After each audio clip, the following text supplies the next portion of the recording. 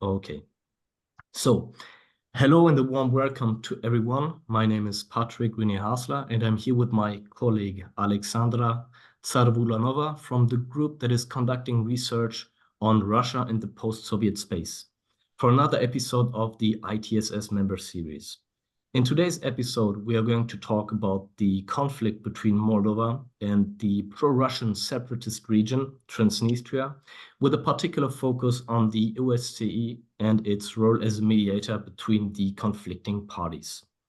To talk about this, we have been able to invite a very special guest, Mr. Ambassador Mayr-Harting. Ambassador Mayr-Harting joined the Austrian Foreign Ministry in 1979. He served inter alia at the Austrian Embassy in Moscow and as ambassador to Belgium and NATO, special representative for the Western Balkans and political director before he held office as the permanent representative of Austria to the United Nations in New York, representing Austria in the United Security Council in 2009 and 2010.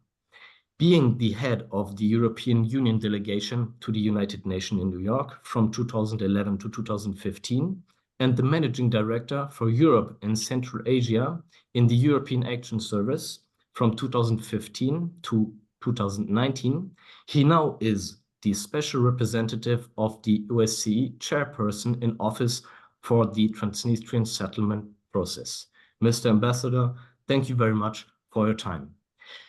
Since 1990, the Transnistrian conflict has been ongoing, stemming from the desire of Transnistria, a pro-Russian separatist region in Moldova, to secede and maintain independence. The conflict escalated into a brief war in 1992, resulting in a ceasefire, but no final resolution. Transnistria is not internationally recognized and is supported by Russia, leading to a frozen conflict situation with sporadic tension and negotiation between Moldova and Transnistria, with the presence of Russian peacekeeping forces. Efforts toward a peaceful resolution continue, but the status quo remains unresolved to this day. Mr. Ambassador, can you provide an update on the current status of negotiations and efforts toward the resolution of the Transnistrian conflict? Well, thank you very much, and thank you for the opportunity to speak to you. As you know, I assumed the position of Special Representative of the Chair-in-Office for the Transnistrian Settlement Process in 2020, and have held this position since under subsequent chairpersonships. The process was affected already in the early phase of my activity by a number of external factors. In 2020, contacts were affected by the COVID pandemics. In 2021, they were affected by changes in government in the Republic of Moldova, and since 22 they have obviously been gravely affected by the war against Ukraine. And this has, amongst other things, made it impossible for the established 5+2 format to come together in regular meetings.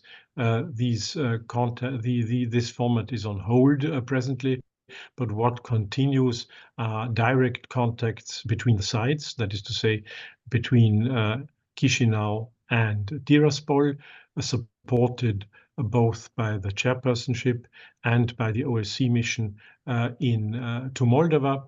And these contacts are useful and extremely important because they continue to make it possible for both sides to solve issues that face them.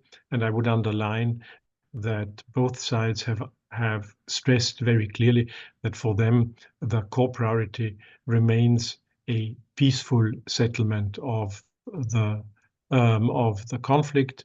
And in fact, in line with this commitment, there was a 1+1 meeting in the city of Bender recently, just a few days ago. Thank you very much for your insights. And I would like to ask about the possible impact of Russian involvement in this conflict. So how do you think the ongoing conflict in Ukraine has influenced Russia's involvement in the conflict in Transnistria, and maybe it shaped strategic interests of Russia in this region? Well, first of all, Russia, as you know, is one of the three mediators in the established 5+2 format, together with Ukraine and the OSCE. And this is the only conflict in the post-Soviet space where there has been, at least until now, an agreement on the parameters on how to resolve this conflict. You know the established principle that a solution of the conflict is sought in a manner that respects the sovereignty and territorial integrity of the Republic of Moldova within its internationally recognized borders, with a special status for Transnistria. And that is something that everybody, all participating states of the OSCE adhere to, or have adhered to until now, including the Russian Federation. And this was last formally confirmed in a ministerial statement of the participating states at the ministerial meeting of the OSCE in Stockholm at the end of 2021. And in my understanding, this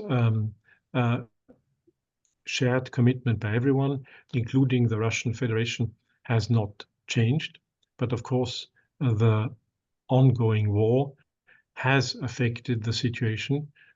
First of all, and most prominently, because the 5+2 format is on hold, because it is simply impossible to conduct meetings where the two parties to the ongoing war sit next to each other as mediators at one and the same negotiation table. So that has not been possible since the war started in February 22. And of course, the developments have had an impact on the overall situation in the region, not least following the decision of the European Union to grant the Republic of Moldova a candidate status, and now also to open negotiations on accession. And obviously, the conflict has also affected the situation in other manners, but we can speak about that separately. Mm-hmm. Yeah, thank you. There is also a very interesting topic related to crime rates and to organized crime. So do you think there is any correlation between organized crime in Transnistria and Russia's economic and political influence in this territory? So may we call Transnistria being Russia's economic and security gray zone for some illegal activity here? I mean, I would say that in general terms, while Russia, as all other participating states of the OSCE, have committed to the solution along the parameters I've described earlier, and no participating state of the OSCE, including Russia, has recognized Transnistria as an independent state. It is still a fact that Russia has helped, in a certain sense, to maintain the status quo, due to its military presence in Transnistria, and secondly, through economic support in the past. And the most important element of this economic support has been the delivery of energy to Transnistria. And I mean, that's a factor that needs to be considered.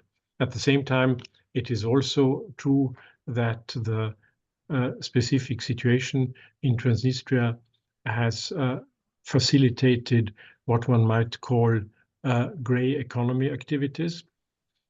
This is in particular, I mean, due to the fact that over a long period of time, there was undoubtedly smuggling ongoing via the territory of Transnistria. Efforts have been made by various sides, including through the UBAM mission that the European Union supports to get this under control. And clearly, I mean, the overall situation has now been affected by the decision of Ukraine to close the Transnistrian segment of the state border with the Republic of Moldova, which means that all imports into Transnistria, that is to say, to the left bank of the Dnistru River, have to be conducted now via the right bank. And this clearly also has an impact on the overall situation, and is something that is a subject of discussion between the sides. Mm-hmm. Well, thank you, Mr. Ambassador. And I would like to add a perspective question when it comes to the election in Moldova by the end of that year. I think it will be around November or December 2024. So, do you see the presidential elections in Moldova and a possible win of the current president, Maya Sandu, and her pro-European or / pro-Western stance as a potential trigger point for a re-escalation of the Transnistrian conflict?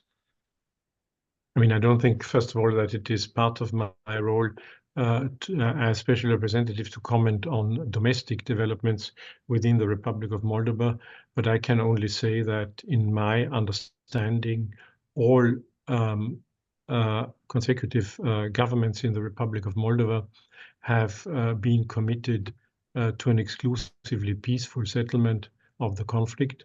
This is a point that has also repeatedly been made by the authorities in Chisinau. I do not see any indication for an interest in Chisinau to escalate the conflict. And in fact, I don't think that the term escalation would apply to anything that has happened since President Sandu and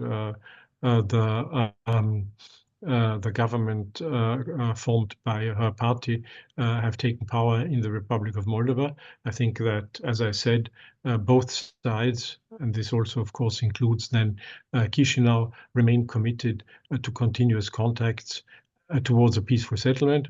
What I do think is that for the present government in Chisinau, accession to the European Union is undoubtedly its first foreign policy priority, and that takes precedence also in the mind of politicians in the Republic of Moldova over sort of a political settlement of the conflict. So I think one will have to see how this plays out, but I don't see any, frankly, any reason to assume that there will be an escalation of the conflict because of the potential domestic developments that you describe. Thank you very much, Mr. Ambassador Mayr-Harting, for sharing your insights and expertise on the Transnistrian conflict, and also talking about the critical role that was played by OSCE in this conflict. And talking about ongoing efforts for the resolution, your perspectives on the current status of the negotiations, also the impact of Russian involvement, the gray zone dynamics, and the future prospects in light of Moldova political landscape have provided us with a comprehensive understanding of the complex issues at play. To our audience, we hope this episode has shed light on the intricacies of the Transnistrian conflict and the vital role being done to mediate and resolve tensions in the region. It is crucial to stay informed about such international issues as they have far-reaching implications for regional stability and global security. Thank you for your joining us today. From the part of Russia's Politics and Society team of the ITSS Verona, we look forward to bringing you more in-depth discussions on Russia and the post-Soviet space security trends in future episodes. Until then, stay engaged and informed. Goodbye. Thank you.